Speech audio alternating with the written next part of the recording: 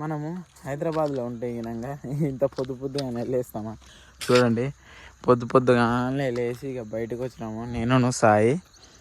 అక్కడ ఉంటే గినంగా మాకు లేవడానికి 10-11 అవుతుంది. కాలేజ్ ఉంటే గినంగా 8-8:30 అట్లా లేస్తాను నేనైతే. ఇక్కడైతే కాలేజ్ అవసరం లేదు, స్కూల్ అవసరం లేదు, ఏం అవసరం లేదు. తొందరగానే లేవాల్సి వస్తుందని కాదు, తొందరగా లేచేస్తాం. మనం విలేజ్కి వస్తే తొందరగా వండుకుంటాము సాయంత్రము.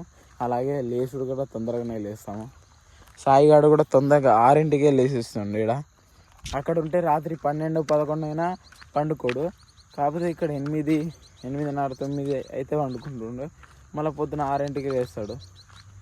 ఇక హైదరాబాద్లో ఉంటే గినంగా 9 అట్లా అవుతుంది అనుకుంటా. హాలిడేస్ ఉన్నప్పుడు 10-11 అవుతుంది. అట్లా విలేజ్కి వస్తే ఒక వైబ్ ఉంటుంది అండ్ తొందరగా కూడా లేస్తాము, వ్యూ కూడా ఎంజాయ్ చేస్తాము. ఇవన్నీ మీకు చూపిస్తున్నాను కదా. అండ్ ఇక్కడ సైడ్ కూడా పెద్ద చెరువు అయితే ఉంది రోడ్ సైడ్లకి. ఇక్కడ వచ్చేసి ఇది వరి పొలం అయితే నాటున్నారు, నిన్ననే పెట్టిర్రు అనుకుంటా. ఇది వరి పొలం అయితే.